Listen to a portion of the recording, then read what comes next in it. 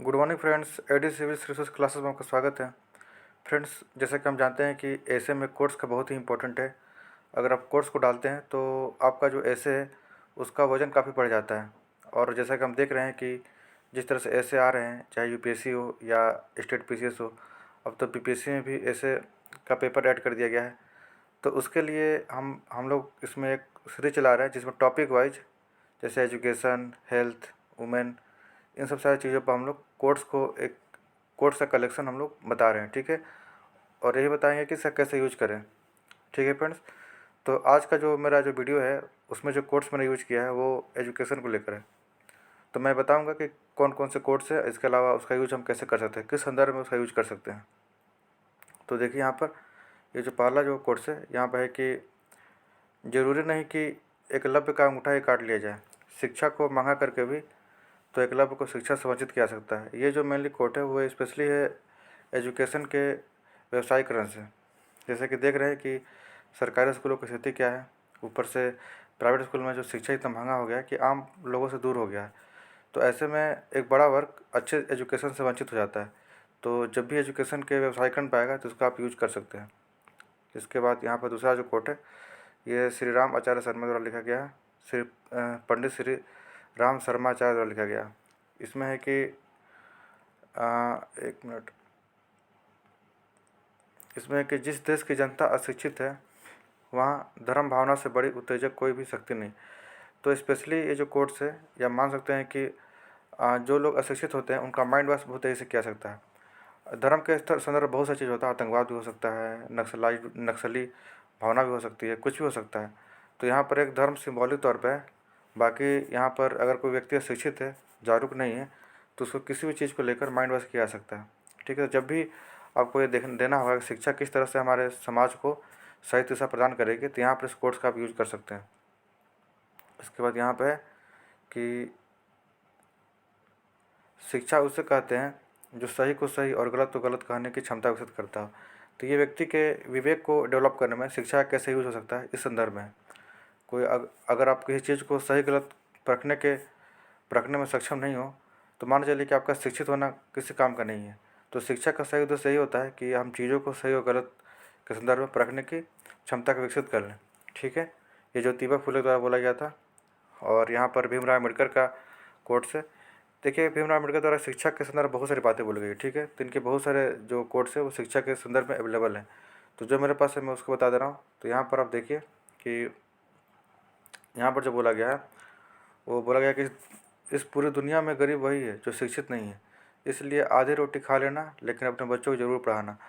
तो यहाँ पर आप देख सकते हैं कि यहाँ पर बोला गया है कि गरीब से गरीब व्यक्ति को भी अब कंप्रोमाइज़ करके एजुकेट करना चाहिए, ताकि अगर वो एक बार शिक्षित हो जाएगा तो अपने रोजी रोटी के साथ साथ वो अपने सोसाइटी को, अपने समाज को आगे ले जाने का भी काम करेगा। तो यहाँ पर आप भीमराव अम्बेडकर का कोड को यूज़ कर सकते हैं जहाँ भी ऐसा संदर्भ आता है। ठीक है, उसके बाद नेक्स्ट है, किताबों ने कहा हमें पढ़ो ताकि तुम्हारे भीतर चीज़ों को बदलने की बेचैनी पैदा हो सके, मंगलेश डबराल।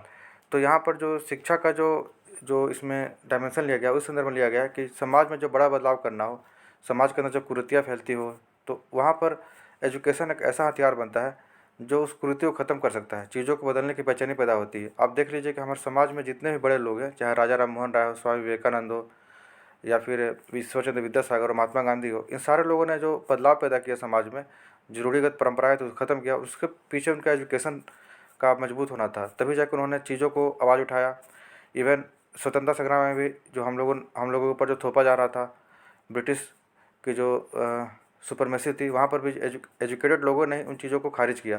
तो यहाँ पर यही बात कहना चाह रहा है कि किताबों ने कहा कि हमें पढ़ो ताकि तुम्हारे भीतर चीज़ों को बदलने की बेचैनी पैदा हो सके। चीज़ों को बदलने के सेंस एक रूढ़िवादी परंपरा हो, सत्ता हो, हर सेंस में लागू होती है। ठीक है, तो मल्टी डायमेंशनल इसका यूज आप कर सकते हैं।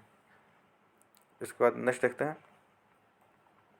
नेक्स्ट है कि किसी बच्चे की शिक्षा अपने ज्ञान तक सीमित मत रखिए क्योंकि वह किसी और समय में पैदा हुआ है। ये रविंद्रनाथ टैगोर के द्वारा बोला गया है। ठीक है, और ये बहुत बड़ी बात बोली गई है क्योंकि वर्तमान में हम देखते हैं कि पेरेंट्स के बीच में और बच्चों के बीच में एक पीढ़ी संघर्ष की भावना देखी जाती है मूल्यों को लेकर। तो ये स्पेशली ये पेरेंट्स को लेकर भी है कहीं ना कहीं कि एक ऐसा बच्चा जो अभी के समाज में पढ़ रहा है, अभी के एजुकेशन सिस्टम में पैदा हुआ है, तो उसके अंदर बहुत सी ऐसी बातें होगी जो पारंपरिक मूल्यों को तोड़ने का काम करेगी। तो ऐसे में हम उसको उस संदर्भ में नहीं आके जो पुराने ज़माने में थी, ठीक है, आज से 20 साल पहले का समाज कुछ और था, आज का समाज कुछ और है। तो ऐसे में हम उसको ये नहीं माप सकते कि वो वही काम करे जो हम पहले करते थे, ठीक है। तो ये कहीं ना कहीं जो वर्ग संघर्ष की जो बात हो रही है, सॉरी, जो पीढ़ी संघर्ष की बात होती है, मूल्य संघर्ष की बात होती है, वहाँ पर ये बात बोला गया है कि हमें अपने बच्चों को, चाहे ये हमेशा से लागू होगा, हमारे जो बच्चे होंगे उनके पास भी उनका समय भी कुछ और होगा। तो ये सबके लिए लागू होती है, सारे समय के लिए लागू होती है कि किसी बच्चे की शिक्षा को अपने ज्ञान तक सीमित मत रखिए, क्योंकि वो अपने समय पैदा हो, किसी और समय पैदा हुआ है, ठीक है फ्रेंड्स। इसके बाद जो नेक्स्ट है वो है यहाँ पर, एक मिनट। चाहे मैं ऑफिस में हूँ, घर पर हूँ या सड़क में हूँ, मेरे पास हमेशा किताबों का ढेर होता है जिसे मैं पढ़ने के लिए उत्सुक रहता हूँ। यहाँ पर दिखा रहा है कि ये बिल गेट्स का कथन है। बिल गेट्स, आपको पता है कि दुनिया के सबसे अमीर व्यक्ति में से एक थे। तो बिल गेट्स के द्वारा कथन ये दिखाता है कि चाहे आप कितना भी अमीर हो जाए, एजुकेशन आपको हमेशा एक ज़िंदगी की एक सही राह दिखाता है, ठीक है। तो यहाँ पर जब भी आपको लिखना होगा शिक्षा पर आर्थिक महत्व और शैक्षिक महत्व दोनों की जब तुलना करने की बात आएगी, तो वहाँ पर इनका कोट्स को आप यूज़ कर सकते हैं कि हमेशा आर्थिक पक्ष से ज़्यादा मजबूत शैक्षिक पक्ष होता है। क्योंकि बिल गेट्स ने स्वयं ये बात बोला हुआ है कि मैं कहीं भी रहूँ, किताब पढ़ने के लिए मैं उत्सुक रहता हूँ, ठीक है। आर्थिक महत्व अपने आप में सही है, लेकिन अगर कोई व्यक्ति शिक्षित नहीं है तो उसका आर्थिक महत्व उतना मायने रखता नहीं है। उस संदर्भ में बोला गया है, ठीक है। तो जहाँ पर तुलना करने की बात है वहाँ पर इसका यूज़ कर सकते हैं आप। इसके बाद यहाँ पर है नेक्स्ट, भारत इकलौता ऐसा देश है जहाँ लड़के पहले इंजीनियर बन जाते हैं फिर सोचते हैं क्या बनना है। ये कोर्स भी बहुत अच्छा है। अभी भी बहुत सारी ऐसी रिपोर्टें आ रही है जहाँ पर ये बताया जा रहा है कि हमारा जो एजुकेशन सिस्टम है वो सिर्फ डिग्री धारक पैदा कर रहा है। और आपने देखा भी होगा, अगर आप तैयारी कर रहे होंगे और आपने बहुत सी रिपोर्ट भी पढ़ी, वहाँ देखा होगा कि हमारे जो इंजीनियर हैं 73% इंजीनियर ऐसे हैं जो अभी वर्तमान में जो डिमांड है उद्योग की, उसको फुलफिल नहीं कर पा रहे, इसीलिए बेरोजगार हो जाते हैं। तो यहाँ पर एजुकेशन सिस्टम है उसको प्रोग्रेसिव बनाने की बात की गई है, उसको कार्यकारी बनाने की बात की गई है, ठीक है। जो न्यू एजुकेशन पॉलिसी के संदर्भ में ये बात आप यहाँ शुरुआत कर सकते हैं। जब भी इस तरह का कोई बदलाव की बात है, कैसा हमारा सिस्टम होना चाहिए एजुकेशन का, वहाँ पर इस चीज़ को आप लिख सकते हैं।